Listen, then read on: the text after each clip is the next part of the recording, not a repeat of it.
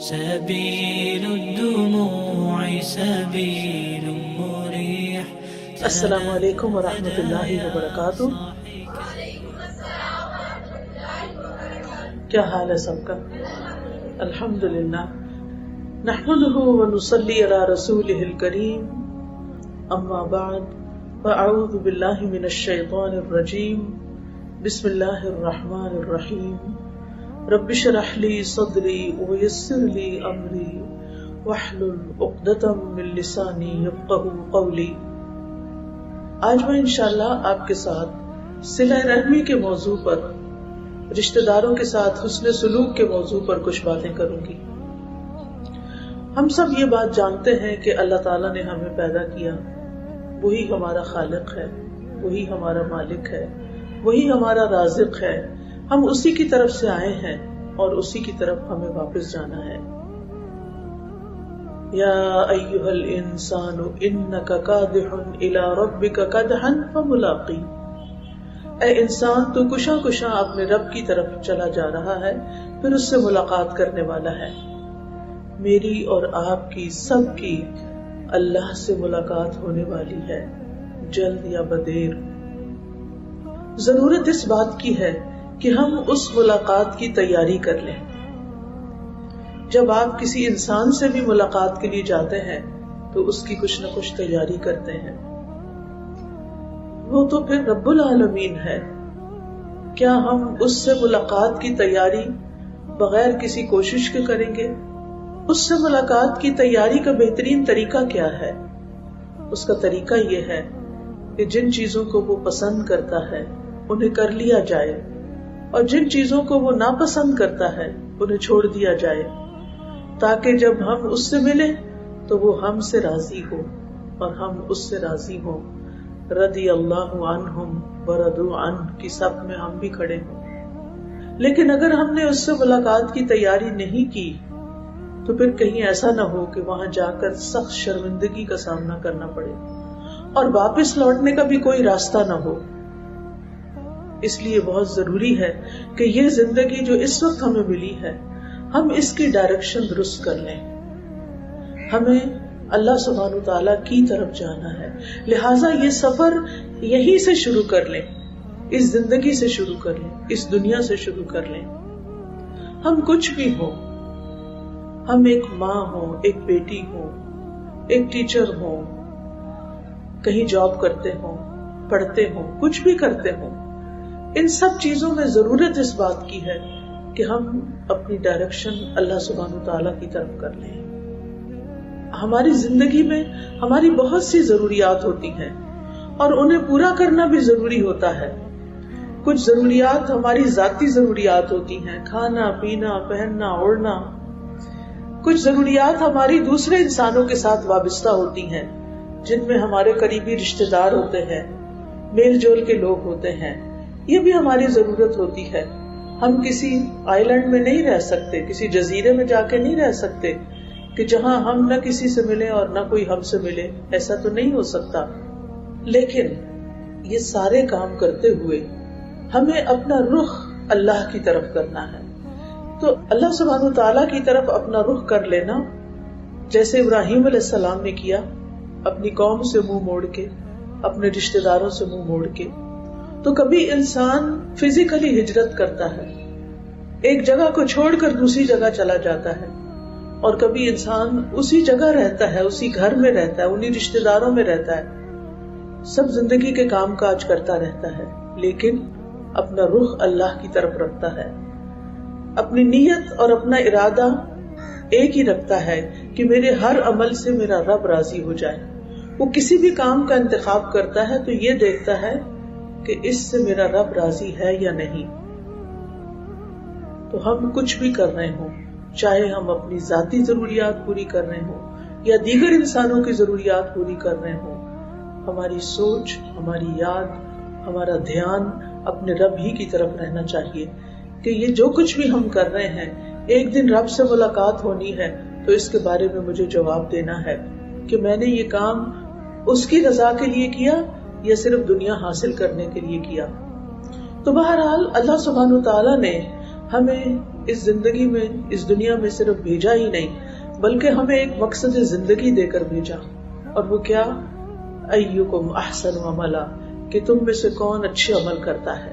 اور اچھے عمل کی دو شرائط ہوتی ہیں، ایک یہ کہ انسان اس کام کو صرف اور صرف اپنے رب کی خاطر کرے، دنیا والوں سے اجر اور ثواب لینے کے لیے نہیں، اور دوسرا یہ کہ وہ کام سنت رسول صلی اللہ علیہ وسلم کے مطابق ہو۔ اگر یہ دو شرائط پوری ہوتی ہوں تو آپ سمجھے کہ آپ اپنی زندگی کے مقصد میں کامیاب ہیں، چاہے آپ اپنی ذاتی ضروریات پوری کر رہے ہیں یا لوگوں کے ساتھ معاملہ کر رہے ہیں یا کسی بھی قسم کا کوئی کام کر رہے ہیں۔ تو اللہ سبحانہ وتعالی ہم سب سے راضی ہوگا اگر ہم یہ دو کام کر لیں۔ اب آپ دیکھیں کہ ہمیں ایک طرف اللہ تعالیٰ کی عبادت کرنی ہوتی ہے اور دوسری طرف بندوں کے ساتھ اپنا تعلق درست کرنا ہے۔ یہ دونوں میدان بہت وسیع ہیں، اس 1 گھنٹے کے لیکچر میں یہ دونوں ٹاپک کور نہیں ہو سکتے۔ عام طور پر ہم مسلمان گھرانوں میں پیدا ہوتے ہیں، نماز روزے کی پابندی کرتے ہیں، صرف فرق یہ رہ جاتا ہے کہ ہم کر رہے ہوتے ہیں سب کچھ لیکن اللہ کے لیے نہیں کر رہے ہوتے، دنیا کا کوئی نہ کوئی مطلب ہوتا ہے۔ نماز کیوں پڑھتے ہیں؟ کہ ہمارے مسائل حل ہوں، ہمیں کوئی حفاظت مل جائے، ہمیں یہ سوچ کم ہوتی ہے کہ ہم اللہ کو راضی کر لیں، ہمیں اللہ نے اپنی عبادت کے لیے پیدا کیا ہے، لہٰذا مجھے یہ تو کام کرنا ہی کرنا ہے، چاہے آسان ہے یا مشکل۔ لیکن دوسری طرف جو بندوں کے ساتھ ہمارے تعلقات ہیں وہ بھی اگر اللہ کی مرضی کے تحت ہوں گے، اللہ کی رضا کے مطابق ہوں گے تو وہ بھی عبادت ہو جائیں گی۔ ہم نماز روزہ پھر بھی کر لیتے ہیں لیکن بندوں کے ساتھ حسن سلوک اور پھر سارے بندوں میں سے خاص طور پر رشتہ داروں کے ساتھ اچھا سلوک، اس میں بہت سے لوگ لیک کرتے ہیں۔ ہم سب اس میں کسی نہ کسی طرح کی کوتاہی کر جاتے ہیں، لہٰذا اپنی یاد دہانی کے لیے اور آپ سب کی یاد دہانی کے لیے کچھ باتیں کرنا چاہوں گی تاکہ ہمارے حقوق العباد اور خاص طور پر ان میں سے رشتہ داروں کے حقوق جو ہیں وہ صحیح طور پر صحیح مقصد کے ساتھ اور صحیح نیت کے ساتھ ادا ہوتے رہیں۔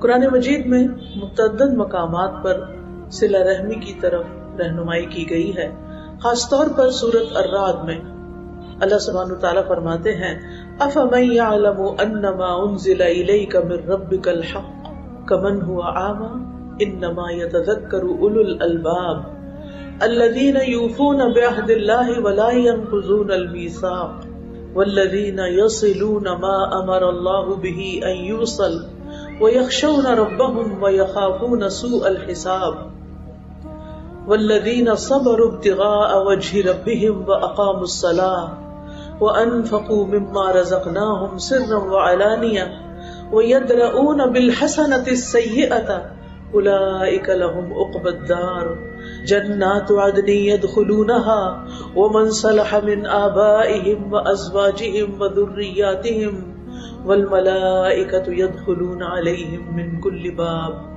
سَلَامٌ عَلَيْكُمْ بِمَا صَبَرْتُمْ فَنِعْمَ عُقْبَى الدَّارِ۔ پھر کیا وہ شخص جو جانتا ہے کہ بے شک جو کچھ تیرے رب کی جانب سے تیری جانب اتارا گیا وہی حق ہے، اس شخص کی طرح ہو سکتا ہے جو اندھا ہے؟ نصیحت تو عقل والے ہی قبول کرتے ہیں۔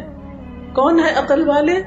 جو اللہ کا عہد پورا کرتے ہیں اور پختہ عہد کو توڑتے نہیں ہیں، جو اس چیز کو ملاتے ہیں جس کے متعلق اللہ نے حکم دیا کہ اسے ملایا جائے، یعنی جیسے رشتوں کو، اور اپنے رب سے ڈرتے ہیں اور برے حساب کا خوف رکھتے ہیں، اور وہ جنہوں نے اپنے رب کا چہرہ طلب کرنے کے لیے، اپنے رب کے دیدار کے لیے صبر کیا اور نماز قائم کی، اور جو کچھ ہم نے انہیں دیا ہے اس میں سے پوشیدہ اور ظاہر خرچ کیا، اور وہ برائی کو نیکی کے ساتھ ہٹاتے ہیں، یہی لوگ ہیں جن کے لیے اس گھر کا اچھا انجام ہے، ہمیشگی کے باغات جن میں وہ داخل ہوں گے، اور ان کے باپ دادوں اور ان کی بیویوں اور ان کی اولادوں میں سے جو نیک ہوئے وہ بھی وہاں جائیں گے، یعنی جنتوں میں داخل ہوں گے، اور فرشتے ہر دروازے سے ان پر داخل ہوں گے۔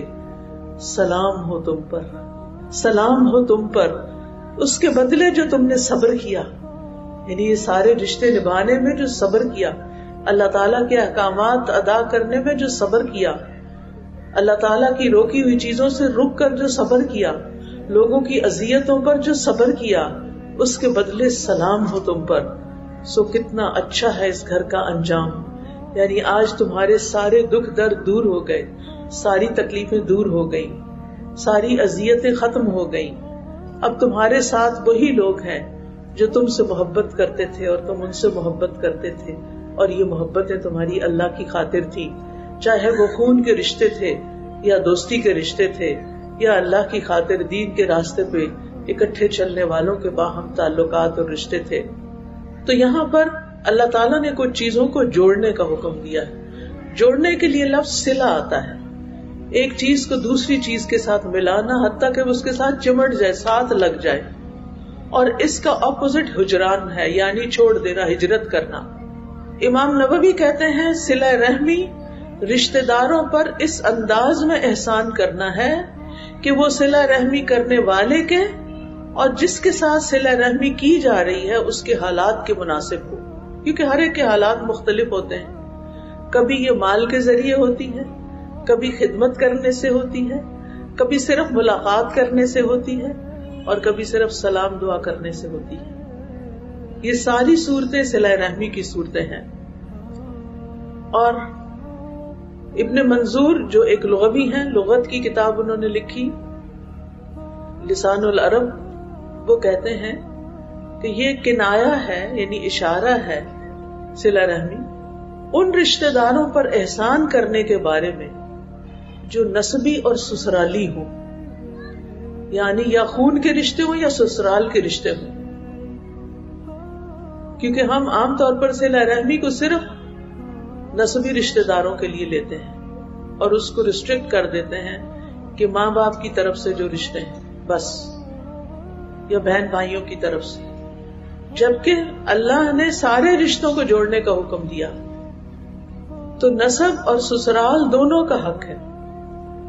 عام طور پر کیا ہوتا ہے کہ مثلاً آپ ایک جگہ پر بیٹھی ہوئی ہیں، آپ کی بیٹی آپ کے پاس آ کے بیٹھ جاتی ہے، آپ کوئی کام کر رہی ہیں، وہ بیچ میں آپ سے کوئی سوال کرتی ہے، بیچ میں آپ سے کوئی چیز مانگتی ہے، بیچ میں اپنی کسی دکھ تکلیف کا ذکر کرتی، تو آپ بڑے پیار اور محبت کا معاملہ اس کے ساتھ کرتی. اب آپ ساس بن چکی ہیں، آپ اسی چارپائی پہ بیٹھی ہیں، اسی جگہ پر بیٹھی ہیں جہاں آپ کی بیٹی آپ کو آ کر ملی تھی. اب بہو آپ کے پاس آتی ہے، وہ آپ سے کوئی سوال کرتی ہے، کسی چیز کے بارے میں پوچھتی کہ اماں وہ کہاں رکھی ہوئی، یا آپ کی چارپائی پہ ساتھ بیٹھ جاتی، وہی کچھ کرتی ہے جو آپ کی بیٹی نے کیا. اپنے دل سے پوچھ کے بتائیں کہ آپ کا جواب، آپ کا رسپانس وہی ہوگا جو بیٹی کے لیے تھا؟ وہی محبت آپ کے سینے میں ابل رہی ہوگی، وہی آپ کے چہرے پہ مسکراہٹ ہوگی، وہی آپ کے دل کی خوشی ہوگی، وہی آپ کے جذبات ہوں گے جو آپ کی اپنی بیٹی کے لیے تھے؟ آج ہر ساس اپنے آپ سے پوچھ کر دیکھے. اللہ نے اپنی بیٹیوں کو کسی اور کے لیے بنایا ہے اور کسی کی بیٹی کو ہماری بیٹی بنایا ہے، لیکن ہم نے ان رشتوں میں فرق کر دیا. اپنی بیٹی کے لیے تو سب کچھ، جو کچھ ہے میرا وہ میری بیٹی کے لیے، اور جو ساری زندگی کے لیے آپ کے گھر آ گئی ہے آپ کی بیٹی بن کر، کیا اس کے لیے کچھ بھی نہیں؟ نہ اس کے لیے محبت ہے، نہ برداشت ہے، اور نہ ہی اس کے لیے دل کھلا ہے، اور اس کی چھوٹی چھوٹی باتوں پر تنقید ہے، اور اس کی چھوٹی چھوٹی خوشیوں پر آپ اڑ جاتے ہیں. جو وہ مانگتی ہے وہ آپ اس کو دیتے نہیں، اور اپنی بیٹی نہ بھی مانگے تو بن مانگے دیتے ہیں. کیا واقعی اس کو انصاف کہتے ہیں؟ کیا واقعی آپ صلہ رحمی کر رہے ہیں؟ کیا واقعی آپ رشتہ داری نبھا رہے ہیں؟ ہمیں اپنے آپ سے پوچھنا. یہ اللہ کا بنایا ہوا ایک فطری نظام ہے. آپ کی بیٹیوں نے آپ کے پاس نہیں رہنا، اور دوسری بچیوں نے آپ کی بیٹی بن کے آنا ہے. آپ کو انہیں اپنی بیٹی بنانا ہے. اگر آپ اللہ کے اس فطری نظام کو قبول نہیں کرتے، اگر اللہ تعالیٰ کی اس تقسیم پہ آپ راضی نہیں ہیں اور اس کو ایکسپٹ نہیں کرتے، تو آپ اپنی زندگی کو اجیرن بنا لیتے ہیں، آپ اپنی زندگی کو تکلیف دہ بنا لیتے ہیں.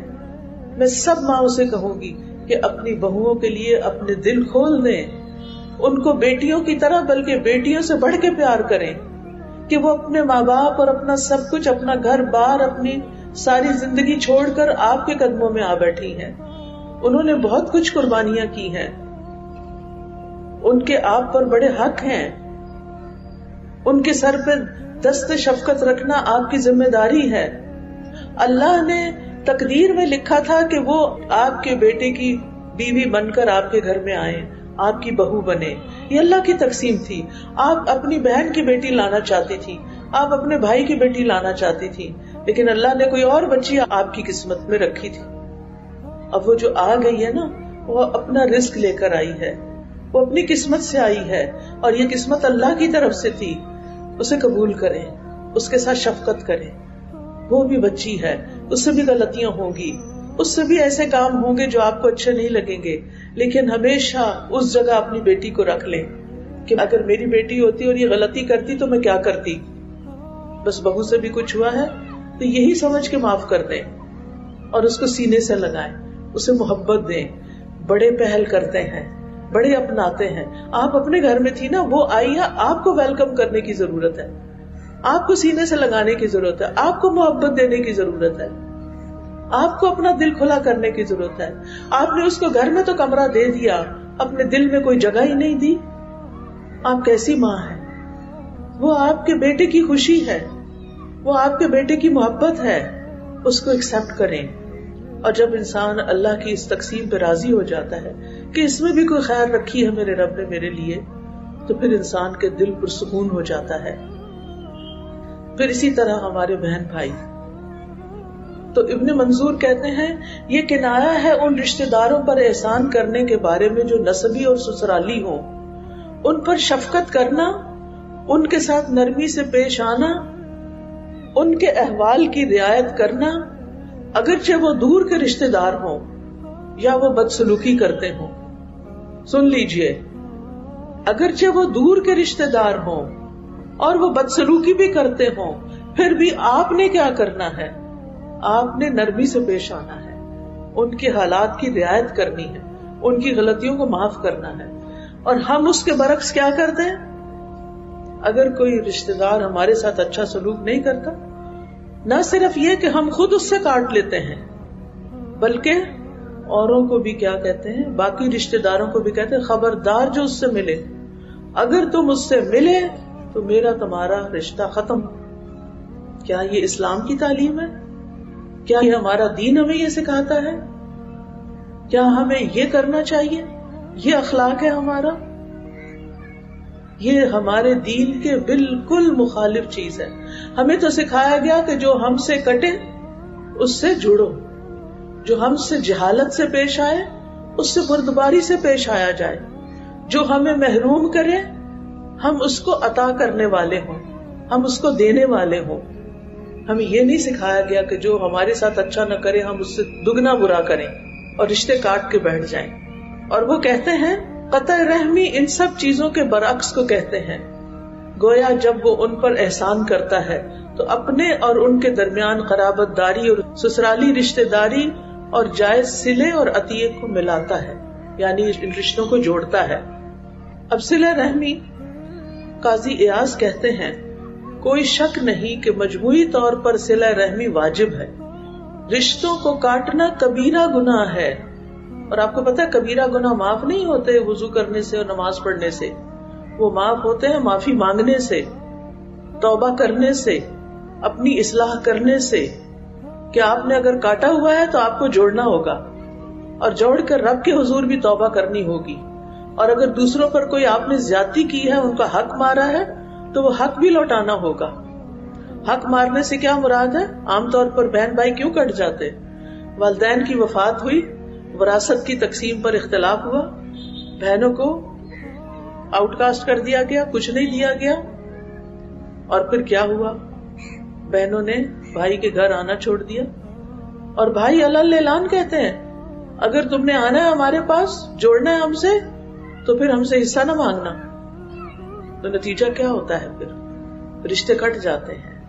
تو اب اگر بھائی کو اللہ کا ڈر ہو اور اللہ کا حکم مانتے ہوئے رشتہ جوڑنا ہے، تو وہ رشتے صرف باتوں سے نہیں جوڑنا، وہ حق بھی دینا ہوگا جو آپ نے غصب کر کے رکھا ہوا ہے، وہ بھی ادا کرنا ہوگا، تب معافی ہوگی. ہو سکتا ہے بہن آپ کی محبت کی وجہ سے آپ سے ملنا جلنا شروع کر دے، لیکن اس کے دل میں تو ہوگا کہ بھائی نے میرا حق مارا ہوا ہے، تو اللہ تعالیٰ بھی معاف نہیں کرے گا جب تک وہ بہن معاف نہ کرے. اور وہ کیوں اپنا حق معاف کرے؟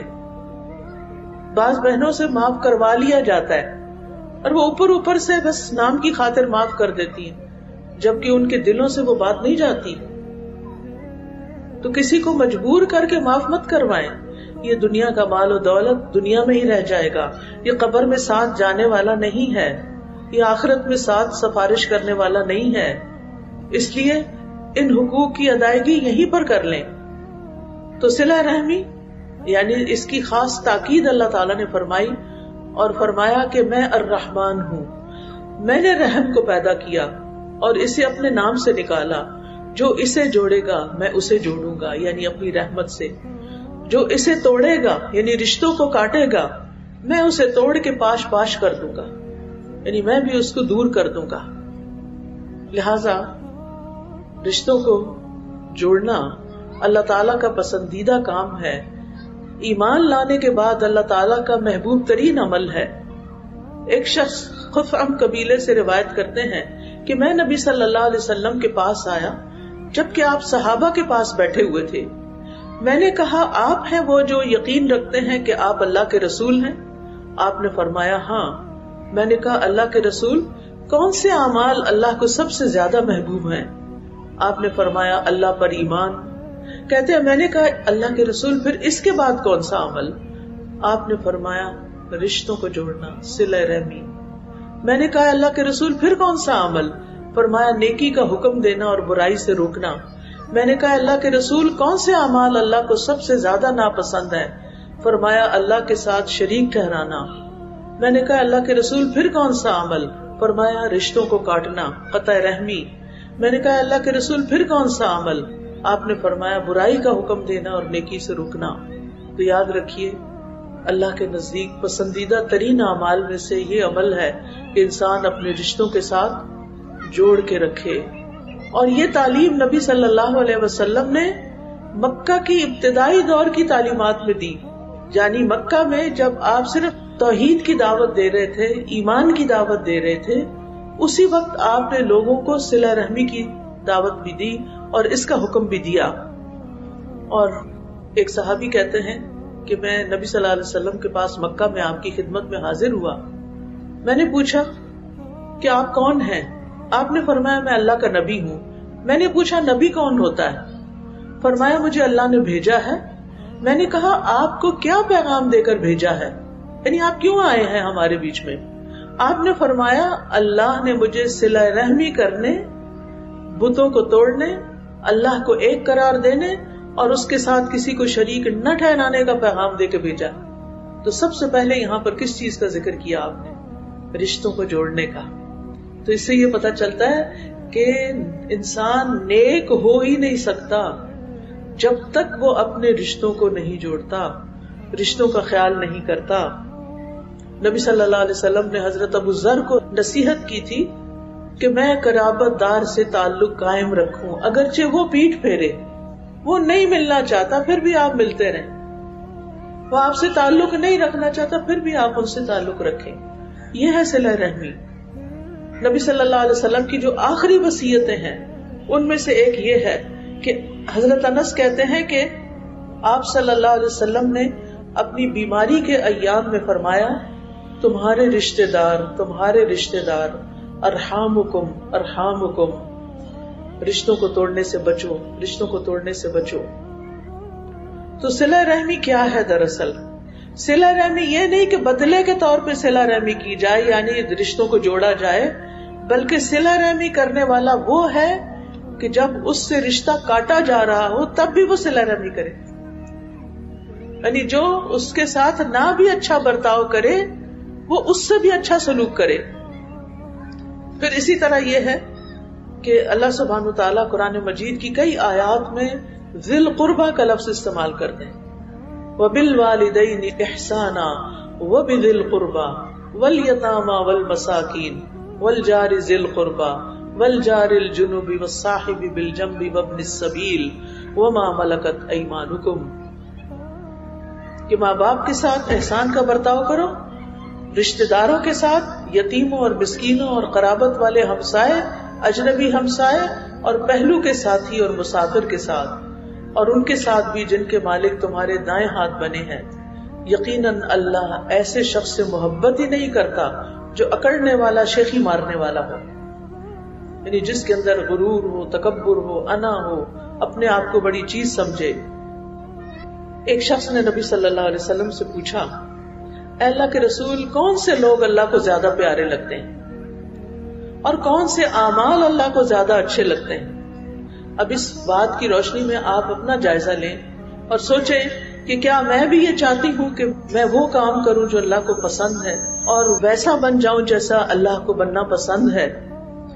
تو آپ نے فرمایا، وہ لوگ اللہ تعالیٰ کو زیادہ محبوب ہیں جو دوسرے لوگوں کے لیے سب سے زیادہ فائدہ مند ہیں، جو دوسروں کو زیادہ سے زیادہ فائدہ پہنچاتے ہیں، ان کی زندگی آسان کرتے ہیں، ان کی خدمت کرتے ہیں، ان کی مدد کرتے ہیں، چاہے جان سے، چاہے مال سے، یا کسی بھی طرح۔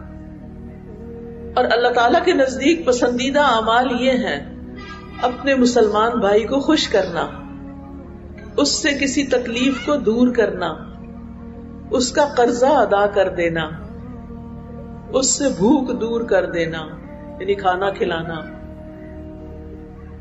اب یہ دیکھیے، اپنا جائزہ لیجئے، کیا یہ کام ہماری زندگی میں ہے؟ مسلمان کو خوش کر دینا۔ ہمیں تو دوسروں کو پریشان کر کے لذت آتی، دوسروں کی بات نہ مان کے مزہ آتا ہے، دوسروں سے بے رخی اور بے نیازی کر کے ہمیں لذت ملتی۔ تو وہ مسلمان جو دوسرے کا دل خوش کر دے، کوئی اداس ہے، کوئی پریشان ہے، کوئی غمگین ہے، کوئی کسی مشکل میں گھرا ہوا ہے، کوئی کسی کنفیوژن کا شکار ہے، تو آپ کے پاس اگر کوئی حل ہے، آپ کچھ کر سکتے ہیں، آپ آگے بڑھیں اور صرف اللہ کی خاطر۔ انی وجہت وجہی للہ فطر السماوات والارض حنیفا وما انا من المشرکین۔ تو کیا کرنا چاہیے؟ اللہ کی طرف رخ کر کے، اللہ میں تیری خاطر کر رہا ہوں، اللہ میرا نفس مجھے اجازت نہیں دے رہا، میرے اندر کی اکڑ مجھے اجازت نہیں دے رہی جھکنے کی، لیکن میں صرف تیری خاطر دوسرے کو خوش کر رہا ہوں۔ بعض اوقات ایسا ہوتا ہے نا، دو لوگوں میں کوئی جھگڑا ہو جاتا ہے، دو بہنوں میں کوئی اونچ نیچ ہو جاتی ہے، کوئی اس طرح کی چیزیں ہر گھر میں پیش آتی ہیں، ہر ادارے میں ہو جاتی ہیں۔ اب دوسرا شخص معافی بھی مانگتا ہے، لیکن ہم معاف کرنے کو تیار نہیں ہوتے، ہم کہتے ہیں اس کو تو میں کبھی معاف ہی نہیں کروں گی۔ اپنے ہی بہن بھائیوں کے بارے میں ہم یہ کہہ رہے ہوتے ہیں، اس کو تو میں کبھی معاف نہیں کروں گی۔ تو پھر اگر اللہ تعالیٰ آپ کے بارے میں فرما دے کہ میں اس کو کبھی معاف نہیں کروں گا، تو کہاں جائیں گے؟ کیونکہ جو بندوں کو معاف کر دیتا ہے، اللہ تعالیٰ اس کو معاف کر دیتا ہے۔ تو آپ دیکھیے کون لوگ اللہ کے محبوب ہیں، جو سب سے زیادہ فائدہ دے دوسرے کو، دوسروں کو خوش کر دے، کسی کی تکلیف دور کر دے، کسی کی بے چینی، کسی کی پریشانی، کسی کی کنفیوژن، کسی کی جہالت، اس کا قرضہ ادا کر دے۔ قرضہ عام طور پر غریب لوگ ہی لیتے ہیں، اب اس لیے لیتے ہیں کہ ان کی ضرورت پوری نہیں ہو رہی تو کسی سے لے کے کچھ ضرورت پوری کرنی پڑتی، اب وہ ادا کرنے کے بعض وقت قابل نہیں ہوتے، آپ آگے بڑھ کر ادا کر دیتے ہیں۔ یا کسی کو قرضہ دیا، وہ ڈھیل مانگتا جا رہا ہے، مانگتا جا رہا ہے، مانگتا جا رہا ہے، تو آپ خوشی سے ڈھیل دیتے جا رہے ہیں۔ کیوں؟ اس لیے کہ ایک حدیث میں آتا ہے، مفہوم یوں ہے کہ ایک شخص تھا، وہ لوگوں کے قرضوں کو معاف کر دیا کرتا تھا، جو نہیں دے سکتا تھا اس سے نہیں لیتا تھا، اور جو دے بھی سکتا تھا وہ ڈھیل مانگتے تھے تو ڈھیل دیتا تھا، اور جب اس کی وفات ہوئی تو اللہ تعالیٰ نے اس کو معاف کر دیا، اس نیکی کی بنا پر کہ وہ دوسروں کو ڈھیل دے رہا ہے۔ اچھا کوئی بات نہیں۔ اور پھر آپ دیکھیے کہ جب ہم ڈھیل دیتے ہیں نا دوسروں کو، تو ان کا دل خوش ہو جاتا ہے کہ شکر ہے تھوڑا سا موقع مل گیا، اور پہلے میں اپنی یہ ضرورت پوری کر لوں۔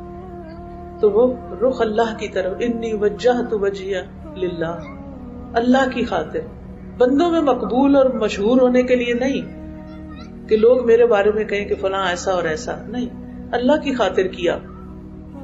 اور کیوں ڈھیل دیتا رہتا ہے؟ جو شخص کسی کو قرضہ دیتا ہے اس کو ہر روز اس قرضے کے برابر صدقے کا ثواب مل جاتا ہے۔ ہم میں سے مثلا اگر آپ نے کسی کو 1000 روپے دیے تو ہر روز ہم 1000 روپے کا صدقہ کرتے ہیں، لیکن وہ قرضہ ہر روز آپ کے اعمال نامے میں صدقہ شمار ہوتا رہتا ہے. پھر آپ دیکھیے کسی کی بھوک دور کر دینا. آپ کو بعض اوقات پتہ چل جاتا ہے کہ کون بھوکا ہے، لیکن آپ کو یہ بھی سمجھ آ رہی ہوتی ہے کہ یہ کھانا خرید نہیں سکتا، یہ کھانا پکا نہیں سکتا.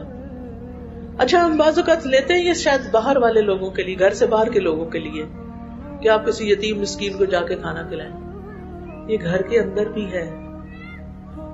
آپ کی بوڑھی ساس کھانا نہیں پکا سکتی، ان کو وقت پر کھانا چاہیے ہوتا ہے، کیونکہ عمر بڑھنے کے ساتھ ساتھ ڈائجیشن کے مسائل بڑھ جاتے ہیں. وقت بے وقت کھانا، بہت لیٹ کھانا کھانا، کچا پکا کھانا کھانا ان کو مزید بیمار، لاغر اور تکلیف میں مبتلا کر دیتا ہے. تو اگر ایک بہو صرف اس ٹائم ٹیبل کا خیال رکھتی ہے کہ اس وقت میری بوڑھی ماں کو یا میری بوڑھی ساس کو یا میری بوڑھی نانی کو یہ والا کھانا چاہیے اور وہ اسپیشلی پکانا پڑتا ہے، تو اس پر دل تنگ نہ ہو. انی وجہت وجہی للہ، اپنا رخ اللہ کی طرف، اللہ تیری خاطر کھلا رہی. یہ خود نہیں پکا سکتے، یہ خود نہیں کھا سکتے، یہ خود نہیں لا سکتے. نبی صلی اللہ علیہ وسلم جب مدینہ تشریف لائے تھے تو آپ نے 4 باتیں کہی تھی کہ یہ کام کرو تو جنت میں داخل ہو جاؤ گے. اس میں کیا تھا؟ افشوا السلام، وصلوا الارحام، اطعموا الطعام، وصلوا والناس نیام، تدخلوا الجنت بسلام. اطعموا الطعام، لوگوں کو کھانا کھلاؤ. اس میں صرف غریبوں کو کھانا کھلانا نہیں آتا، اس میں آپ کسی کو بھی کھانا کھلاتے ہیں، اپنے بچوں کے منہ میں نوالا ڈالتے ہیں، وہ بھی آپ کے لیے ثواب لکھا جاتا ہے. کتنی مائیں ہیں جو بچے کھاتے نہیں یا دیر لگا لگا کھاتی، کتنا غصہ کرتی ہیں ان پر، اور وہ اس کو مصیبت سمجھتی ہیں. کچھ مائیں تو بچوں کو دودھ پلانے کو مصیبت کرتی ہیں، اب یہ گھنٹہ مجھے بٹھا لے گا یہاں، میرے تو اور بہت سے کام ہیں. کیا کام ہے آپ کے؟ سب سے پہلا کام تو یہی ہے، اسی کو تو پرائرٹی دینی ہے. اللہ نے ماں بنا دیا، اس سے بڑے کی نعمت کیا ہے؟ اب اپنے بچے کو دودھ پلائیں. باقی آپ کی جابز اور آپ کا کمانا اور آپ کا باہر نکلنا وہ اتنا امپورٹنٹ نہیں ہے. اس وقت آپ کے ذمے یہ ہے، لیکن مائیں وہ دودھ نہیں پلاتی. ہمارا فکر خراب ہو جائے گا، ہم سے راتوں کو اس طرح نہیں جاگا جاتا. فیڈر بھر بھر کے آرٹیفیشل دودھ کے پلا کے بچوں کے بچپن سے ان کے اندر بیماریاں بھر دیتی. کوئی ان کی امیونٹی نہیں ہوتی، کوئی ان کے اندر طاقت نہیں ہوتی، اور غلط قسم کی غذا سے ساری زندگی کے لیے ان کو اپاہج کر دیتی ہے.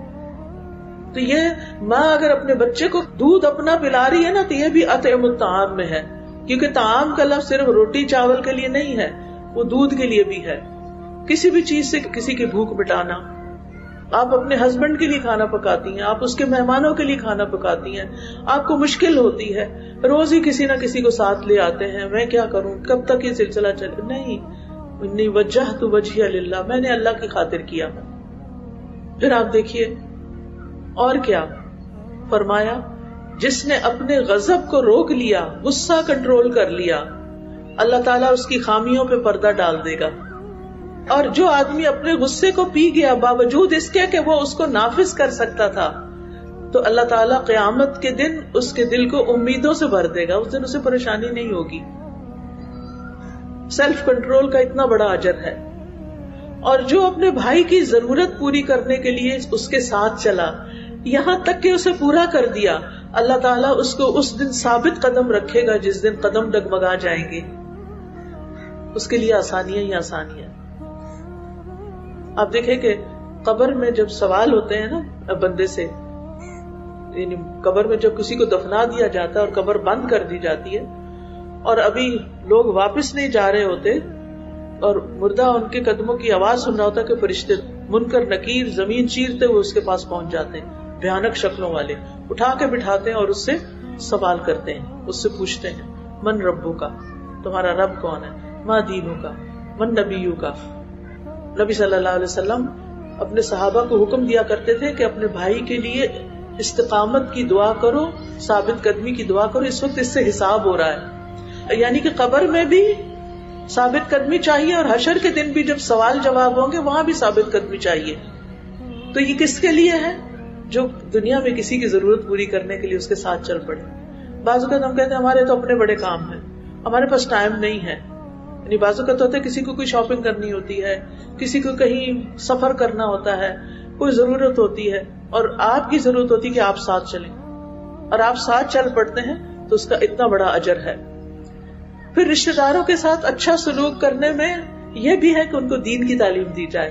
نبی صلی اللہ علیہ وسلم کو سب سے پہلے تبلیغ کرنے کے لیے کس کو حکم دیا گیا تھا؟ کس کو تبلیغ کریں؟ وَأَنذِرْ عَشِيرَتَكَ الْأَقْرَبِينَ، کہ اپنے قریبی رشتہ داروں کو خبردار کی. بعض اوقات ہم ساری دنیا کو نصیحتیں کر رہے ہوتے ہیں لیکن اپنے ہی بچوں کو بھولے ہوئے ہوتے ہیں، اپنے ہی بہن بھائیوں کو بھولے ہوئے ہوتے ہیں، تو ان کی بھی خیر خواہی کرنا لازم ہے. دین کی بات، عمل کی بات گھر سے شروع کرنی چاہیے. سب سے زیادہ فکر ان کی کرنی چاہیے. نبی صلی اللہ علیہ وسلم نے اس موقع پر اپنی بیٹی فاطمہ کو خطاب کر کے فرمایا، اے فاطمہ اپنے آپ کو آگ سے بچا لو، کیونکہ میں تمہارے لیے اللہ سے کسی چیز کا اختیار نہیں رکھتا سوائے اس کے کہ میں تمہارا رشتہ دار ہوں، اور بحیثیت رشتہ داری کے میں تم سے صلہ رحمی کرتا رہوں گا. یعنی میں تمہارا رشتہ دار ہوں، باپ ہوں، تمہارے ساتھ اچھا سلوک کروں گا، لیکن آخرت میں کام نہیں آؤں گا. وہاں کے لیے اپنے آپ کو خود بچا لو. پھر آپ دیکھیں کہ رشتہ داروں کے ساتھ صلہ رحمی کیا ہے؟ تحفے تحائف دینا، ان کی ضروریات پوری کرنا.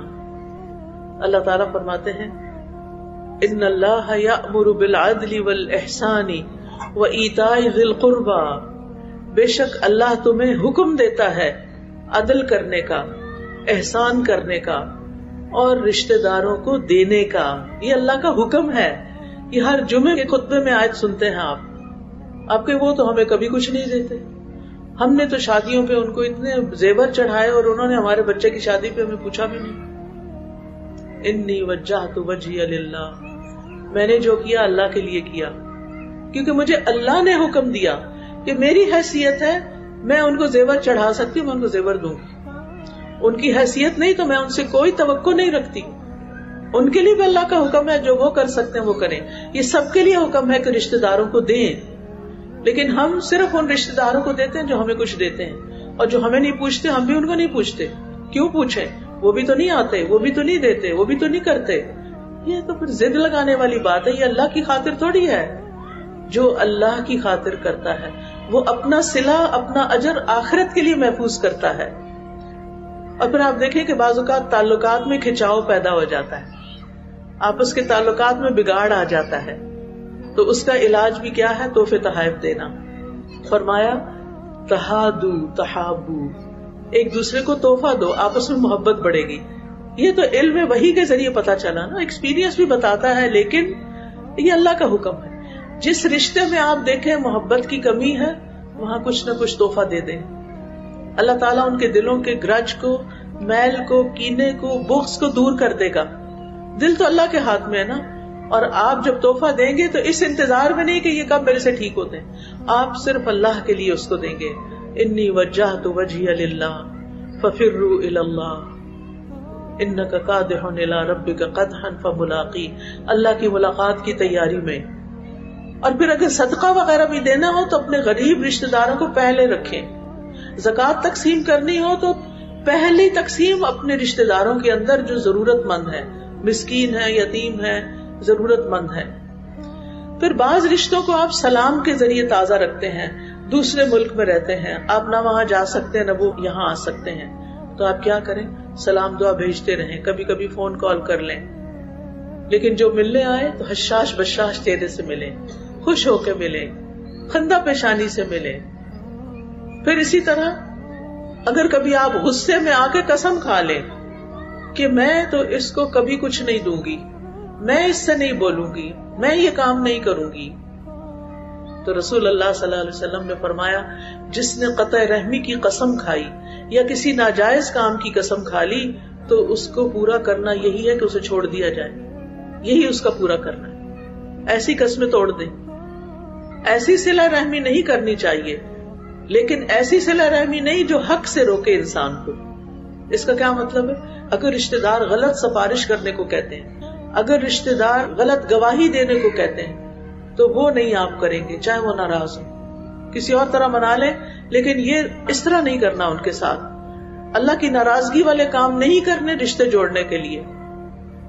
حتیٰ کہ اگر کوئی شرک پہ مر جاتا ہے، اسلام قبول کیے بغیر مر جاتا ہے، تو مرنے کے بعد اس کے لیے دعا بھی نہیں کرنی، استغفار بھی نہیں کرنی. اور یہ یاد رکھیے، دنیا کی خاطر کی گئی صلہ رحمی کا کوئی اجر نہیں ہوگا. تو صلہ رحمی کا فائدہ یہ ہے کہ اس سے آپس میں رشتہ داروں میں محبت بڑھتی ہے. نبی صلی اللہ علیہ وسلم نے فرمایا، جو اپنے رب کا تقوی اختیار کرے، صلہ رحمی کرے، اس کی موت میں تاخیر کر دی جاتی ہے اور اس کے مال میں اضافہ کر دیا جاتا ہے. اس کے گھر والے اس سے محبت کرنے لگتے ہیں. اور یہ کیسا تھا کہ آپ سوچ رہے ہوں گے کہ تقدیر میں تو لکھا ہے اس نے فلاں دن مرنا ہے، تو ڈیلے کیسے ہو گیا؟ وہ ہوتا یہ ہے کہ تقدیر میں دو چیزیں لکھی ہوتی ہیں. اگر یہ صلہ رحمی کرے گا تو اس کی عمر بڑھا دی جائے گی، نہیں کرے گا تو یہاں اس حادثے میں ختم ہو جائے گا. تو اس لیے رشتوں کو جوڑنے میں اپنا ہی فائدہ ہے. فرمایا اس کی موت میں تاخیر کر دی جاتی ہے، اس کے مال میں اضافہ کر دیا جاتا ہے، اس کے گھر والے اس سے محبت کرنے لگتے ہیں. گھروں کے اندر محبتیں بڑھ جاتی ہیں، عمر میں برکت ہو جاتی ہے، رزق میں برکت ہوتی ہے، خاص طور پر والدین کے ساتھ نیکی کرنے سے، صلہ رحمی کرنے سے. حدیث میں آتا ہے جس نیکی کا بہت جلد اجر مل جاتا ہے وہ صلہ رحمی ہے. یہاں تک کہ کچھ گھرانوں کے لوگ فاجر و فاسق ہوتے ہیں، جب وہ صلہ رحمی کرتے ہیں تو ان کے مال بڑھ جاتے ہیں، ان کے افراد کی کثرت ہوتی. یعنی ویسے وہ نیک لوگ نہیں ہوتے لیکن رشتوں کا بڑا خیال کرتے ہیں تو اللہ ان کے مال میں برکت دے دیتا ہے، مال میں اضافہ ہو جاتا ہے. حدیث میں آتا ہے جو آدمی صلہ رحمی کے لیے جود و سخا کا دروازہ کھول دیتا ہے، رشتہ داروں کو دینے کا، اس کے مال میں اتنا ہی اضافہ کر دیا جائے، واپس لوٹ آتا ہے اور رشتہ دار کو دینے کا دگنا اجر ملتا ہے، اور یہ جنت میں لے جانے والا عمل ہے. اس کے برعکس قطع رحمی کرنا، رشتوں کو کاٹنا، یہ لعنت والا فعل ہے. والذین ينقضون عہد اللہ من بعد میثاقہ وَيَقْطَعُونَ مَا أَمَرَ اللَّهُ بِهِ أَن يُوصَلَ وَيُفْسِدُونَ فِي الْأَرْضِ أُولَٰئِكَ لَهُمُ اللَّعْنَةُ وَلَهُمْ سُوءُ الدَّارِ. اور جو لوگ اللہ کے عہد کو پکا کرنے کے بعد توڑ دیتے ہیں اور اس چیز کو کاٹتے ہیں جس کے متعلق اللہ نے حکم دیا کہ اسے ملایا جائے، اور وہ زمین میں فساد کرتے ہیں، یہی لوگ ہیں جن کے لیے لعنت ہے اور ان کے لیے اس گھر کی خرابی ہے. تو رشتوں کو کاٹنا کوئی معمولی جرم نہیں ہے. اللہ کی لعنت کے مستحق ہو جاتے ہیں، اللہ کی رحمت سے دور ہو جاتے ہیں وہ لوگ جو رشتہ داروں سے نہیں ملتے. پھر یہ ہے کہ یہ قرب قیامت کی نشانی ہے. نبی صلی اللہ علیہ وسلم نے فرمایا قیامت اس وقت تک قائم نہ ہوگی جب تک ہر طرف بے حیائی عام نہ ہو جائے گی، قطع رحمی اور برا پڑوس عام نہ ہو جائے، اور جب تک خائن کو امین اور امین کو خائن نہ سمجھا جانے لگے. یعنی ایک شخص امانت دار ہے لیکن دوسرے اس کو خیانت کار سمجھ رہے ہیں. یہ بھی قیامت کی نشانیوں میں سے ہے. ایک اور روایت میں آتا ہے کہ قیامت کے قریب سلام صرف پہچان کے لوگوں کو کیا جائے گا، تجارت پھیل جائے گی، حتیٰ کہ عورت بھی تجارتی معاملات میں خامد کی مدد کرے گی، قطع رحمی ہونے لگے گی، جھوٹی گواہی دی جانے لگے گی، سچی گواہی چھپا دی جائے گی، قلم کا چرچا ہوگا، یعنی لکھا پڑھی بہت ہوگی. تو بہرحال جو رشتوں کو توڑے گا اللہ اس کو توڑے گا. اور پھر اعمال کی قبولیت میں رکاوٹ بنتی ہے رشتہ کاٹنا. آپ اتنی نیکیاں کریں، تہجد پڑھیں، صدقہ خیرات کریں، سب کچھ کریں، روزے رکھیں، اور رشتہ داروں سے بات نہ کریں، ان سے میل ملاقات نہ کریں، تو کیا ہوگا؟ اعمال کے اوپر جانے میں رکاوٹ. ابو ہریرہ کہتے ہیں میں نے رسول اللہ صلی اللہ علیہ وسلم کو فرماتے ہوئے سنا، بنی آدم کے اعمال ہر جمعرات کو پیش کیے جاتے ہیں اور کسی قطع رحمی کرنے والے کے اعمال قبول نہیں کیے جاتے. سمجھ آ گئی کیا؟ ہر جمعرات کو اعمال پیش ہوتے ہیں اور جو رشتہ دار آپس میں ناراض رہتے ہیں ان کے اعمال قبول نہیں ہوتے، معلق رہتے ہیں. یہ اتنی بڑی بات ہے، لہذا ان معاملات کو درست کرنے کی ضرورت ہے. نبی صلی اللہ علیہ وسلم نے فرمایا جس نے قطع رحمی کی یا جھوٹی قسم اٹھائی مرنے سے پہلے اس کا وبال دیکھ لے گا. اللہ تعالیٰ ہم سب کو محفوظ رکھے. اور 3 دن سے زیادہ آپ کسی سے ناراض نہیں رہ سکتے. اور صلہ رحمی اور امانت جو ہیں وہ پل صراط پر بھی آگے نہیں جانے دیں گے. پتہ ہے آپ کو یعنی اگر آپ نے کسی امانت میں خیانت کی، مثلا کسی نے آپ کو یہ پیسے دیے کہ یہ جا کے کسی فلاں یتیم کو دے دیں، آپ کہتے ہیں اس سے زیادہ یتیم تو یہ فلاں ہے، میرا بھائی ہے، میرا بچہ ہے، آپ اس کو دینے کے بجائے جس کے لیے دیے گئے تھے کسی اور کو دے دیتے، یہ خیانت ہے۔ آپ کو ڈونیشن ملی کسی خاص کام کے لیے، آپ نے لگا دی کسی اور طرف، یہ خیانت ہے۔ اسی طرح کسی نے آپ کو کوئی بات بتائی کہ یہ راز ہے میرا، آپ اس کو ساری دنیا میں نشر کر دیتے ہیں، خیانت ہے۔ بغیر اجازت کسی کی تصویر اتار لینا خیانت ہے، اور اس کو اپنے فیس بک پہ اور ادھر ادھر پوسٹ کرنا یہ خیانت ہے۔ تو قیامت کے دن جب سارا معاملہ طے ہو جائے گا، بس آخری حصہ رہ جائے گا جنت میں جانے کے لیے، ایک پل پار کرنا پڑے گا، فرمایا امانت اور رحم کو چھوڑ دیا جائے گا، وہ دونوں پل صراط کے دائیں اور بائیں جانب کھڑے ہو جائیں گے، پکڑ لیں گے اس کو کہ ہمارا حق دو۔ نبی صلی اللہ علیہ وسلم نے بھی فرمایا لا يدخل الجنت قاطع رحم، رشتوں کو کاٹنے والا جنت میں داخل نہیں ہو سکے گا۔ اب صلہ رحمی کے کچھ درجے ہوتے ہیں۔ امام نبوی کہتے ہیں سب سے مستحب یعنی پسندیدہ یہ ہے کہ نیکی میں ماں کو مقدم کیا جائے، پھر باپ کو، پھر اولاد کو، پھر دادا دادی نانا نانی، پھر بھائی بہنوں کو، پھر باقی سارے محرم رشتہ دار جیسے چچا پھپھی ماموں خالائیں، اور جو جتنا قریبی ہو اس کو آگے رکھا جائے۔ اسی طرح والدین کی جانب سے رشتہ داروں کو باقی رشتہ داروں پر مقدم کیا جائے، یعنی ماموں خالہ چچا پھپھی یہ زیادہ مقدم ہے۔ پھر رحم کے رشتہ داروں میں سے غیر محرم کے ساتھ نیکی کی جائے، جیسے چچا کا بیٹا بیٹی، ماموں اور خالہ کے بچے، اور پھر سسرالی رشتہ دار، یہ ان سب کے ساتھ تعلق بنا کے رکھنا ہے۔ تو سب سے پہلا حق ماں باپ کا ہے، اللہ کے حق کے بعد ماں باپ کا حق ادا کرنے کی تاکید کی گئی ہے، اور اس کے لیے بہت ضروری ہے کہ چاہے وہ کچھ بھی کریں پھر بھی ان کے ساتھ اچھا کریں، کیونکہ والدین کے ساتھ نیکی بہترین عمل ہے، ہر عمل سے مقدم ان کی خدمت ہے۔ اگر والدین دین پر نہ بھی ہوں، اللہ کے نافرمان بھی ہوں، پھر بھی ان کے ساتھ صلہ رحمی کرنی۔ حضرت اسماء کی والدہ مشرکہ تھی، وہ مدینہ آئی کچھ مالی مدد کے لیے، تو حضرت اسماء کو پریشانی ہوئی کہ یہ تو مسلمان نہیں، کیا میں ان کی مدد کروں؟ تو وہ نبی صلی اللہ علیہ وسلم کے پاس گئی تو آپ نے فرمایا صلی امہ کی، اپنی ماں کے ساتھ صلہ رحمی کرو، اس کی مدد کرو۔ تو مشرک والدین جو ہیں ان کے ساتھ بھی حسن سلوک، اور والدین کی نافرمانی حرام ہے۔ پھر والدین کے دوستوں کے ساتھ اچھا سلوک، یہ بھی والدین کے ساتھ صلہ رحمی میں آتا ہے۔ ابن عمر کے بارے میں آتا ہے کہ جب وہ مکہ مکرمہ کی طرف جاتے تو اپنے گدھے کو آسانی کے لیے ساتھ رکھتے تھے، جب اونٹ کی سواری سے تھک جاتے اکتا جاتے تو گدھے پہ بیٹھ جاتے اور اپنے سر پر امامہ باندھ لیتے تھے۔ ایک دن ابن عمر اپنے گدھے پہ سوار ہو کر جا رہے تھے کہ پاس سے ایک دیہاتی آدمی گزرا۔ حضرت ابن عمر نے اسے بلایا اور پوچھا تم فلاں کے بیٹے ہو؟ اس نے کہا جی ہاں۔ انہوں نے اس دیہاتی کو اپنا گدھا دے دیا کہ تم اس پر سوار ہو جاؤ، اپنی پگڑی اتار کے اس کو دے دی کہ سر پہ باندھ لو۔ ساتھی حیران ہو گئے کہ یہ کیا ہو رہا ہے، یہ تو آپ کی اپنی ذاتی ضرورت کی چیزیں ہیں کہ آپ نے اپنی چیزیں اس کو دے دی ہیں۔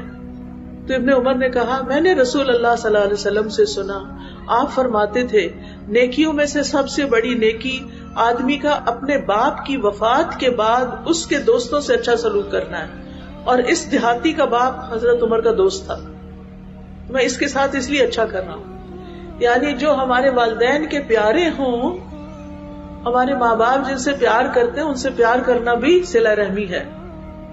پھر دیگر رشتہ دار باقی عام لوگوں کی نسبت زیادہ حقدار ہیں، ان کو مال دے کر ان سے صلہ رحمی کی جائے، ان کی حاجتیں پوری کی جائیں، ان کی تکلیفوں کو دور کیا جائے، خطا پیشانی سے ملا جائے، ان کے حق میں دعا کی جائے، ان سے ملاقات کی جائے، انہیں تحائف دیے جائیں، ان پہ خرچ کیا جائے، نرمی سے معاملہ کیا جائے، کھلے چہرے سے ملاقات کی جائے، ان کا اکرام اور احترام کیا جائے، اور ان کے ساتھ ہر وہ کام کیا جائے جس کو صلہ رحمی کہتے ہیں۔ یہ ہے رشتہ داروں کے حقوق، یعنی اپنی حسب طاقت جو آپ کر سکتے ہیں ان کے ساتھ اچھا کریں، صدقے میں ان کو مقدم رکھیں، کیونکہ وَأُولُو الْأَرْحَامِ بَعْضُهُمْ أَوْلَىٰ بِبَعْضٍ فِي كِتَابِ اللَّهِ، اور رشتہ دار اللہ کی کتاب میں ایک دوسرے کے زیادہ حقدار ہیں۔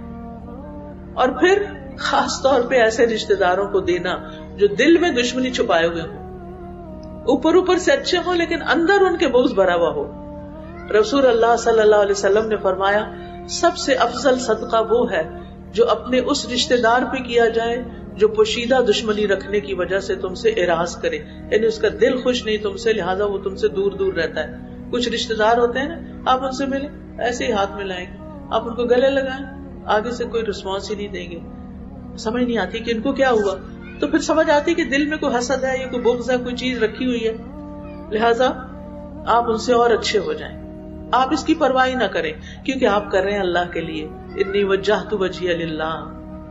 اور پھر اس کے بعد یہ ہے کہ قریبی رشتے دار اور دور کے رشتے دار سب کی ایک لسٹ بنا لیں کہ کون کون ہمارے رشتوں میں ہے، اور اپنے بچوں کو بھی سکھائیں، اپنے بچوں کو بھی سمجھائیں، کیونکہ بعض اوقات کوئی رشتے دار گھر پہ آتا ہے تو بچے اس کو نگاہیں بھی نہیں ملاتے، سلام بھی نہیں کرتے، کہتے یہ تمہاری فلاں خالہ کی بیٹی فلاں، ان کو کوئی غرض نہیں خالہ کی بیٹی سے، اپنے کزنز تک کے نام نہیں آتے بچوں کو، تو اس چیز کو بھی ختم کریں۔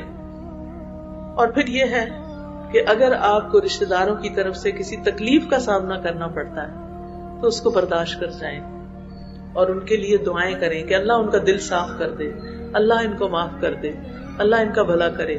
تو پیاری بہنوں، میں اپنی بات یہی ختم کرتی ہوں، کرنے کی بات یہ ہے، خلاصہ یہ ہے کہ ہم نے روٹھے ہوئے رشتے داروں کو منانا ہے، جو زندہ ہیں ان کی لسٹ بنا کے ایک پلاننگ کرنی ہے کہ کس کے ساتھ کب ملاقات کرنی ہے، کب سلام کرنا ہے، کب کوئی تحفہ بھیجنا ہے، کس موقع پر اس کو یاد رکھنا ہے، پوری لسٹ بنائیں۔ عید کے موقع پر کس کس کو عیدی بھجوانی ہے، کس کو کھانا بھجوانا ہے، تاکہ کوئی مس نہ ہو جائے۔ عموماً کیا ہوتا ہے، سب پورے ہو جاتے ہیں، کسی ایک کو بھول جاتے ہیں اور وہ پھر سخت ناراض ہو جاتا ہے کہ مجھے کوئی امپورٹنس نہیں دی۔ تو ہمیں اپنے دل بھی صاف کرنے ہیں، صرف ظاہر میں اوپر اوپر سے نہیں۔ فائدہ کیا ہوگا؟ عمر میں برکت، رزق میں اضافہ، آپ کے اپنے بچوں کے اندر نیکی آ جائے گی، زندگی میں برکت آ جائے گی، کسی کی خاطر نہیں، اپنی خاطر، اللہ کی رضا کے لیے۔ جو نہیں ملتا اس سے ملیں، جو کاٹتا ہے اس سے جوڑیں، جو نہیں دیتا اس کو دیں، جو نہیں معاف کرتا اس کو معاف کریں۔ آپ کی طرف سے کمی نہیں ہونی چاہیے۔ اللہ تعالیٰ ہمیں عمل کی توفیق عطا فرمائے۔ ربنا اغفر لنا ولإخواننا الذين سبقونا بالإيمان ولا تجعل في قلوبنا غلا للذين آمنوا ربنا إنك رؤوف رحيم۔ اے ہمارے رب، ہمیں بھی بخش دے اور ہمارے ان بھائیوں کو بھی جو ہم سے پہلے ایمان لائے تھے، اور جو لوگ ایمان لائے ہیں ان کے لیے ہمارے دلوں میں کدورت نہ رہنے دے۔ اے ہمارے رب، تو بڑا شفقت کرنے والا اور مہربان ہے۔ اللہم الف بین قلوبنا واصلح ذات بیننا واہدنا سبل السلام ونجنا من الظلمات الى النور وجنبنا الفواحش ما ظہر منها وما بطن وبارک لنا فی اسماعنا وابصارنا وقلوبنا وازواجنا وذریاتنا وتب علینا انک انت التواب الرحیم وجعلنا شاکرین لنعمتک مثنین بها قابلیها واتمها علینا۔ اے اللہ، ہمارے دلوں میں الفت پیدا فرما دے۔ اللہ، ہمارے رشتہ داروں کے دلوں میں ہمارے لیے اور ہمارے دلوں میں ان کے لیے محبت پیدا کر دے، اور ہمارے آپس کے معاملات کی اصلاح کر دے۔ ہمیں سلامتی کے رستوں کی طرف رہنمائی کر دے، ہمیں اندھیروں سے نجات دے کر نور کی طرف لے آ۔ ہمیں تمام ظاہری اور چھپی بدکاریوں سے محفوظ رکھ۔ ہمارے کانوں اور ہماری آنکھوں اور ہمارے دلوں اور ہمارے گھر والوں اور ہمارے بچوں میں برکتیں عطا فرما۔ ہماری توبہ قبول فرما، بے شک تو بہت زیادہ توبہ قبول کرنے والا، رحمت فرمانے والا ہے۔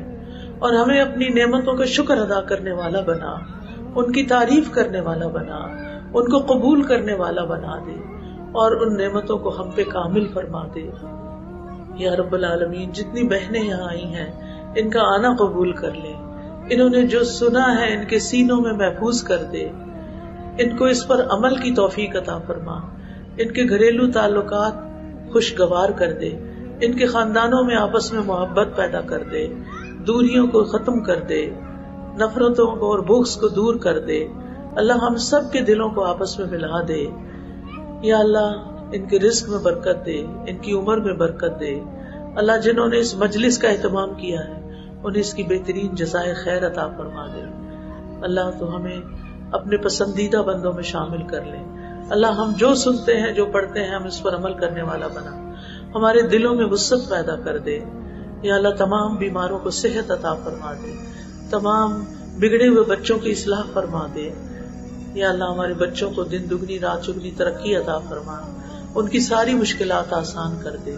اللہ ہماری ساری پریشانیاں دور کر دے۔ تو ہم سب کی حفاظت فرما۔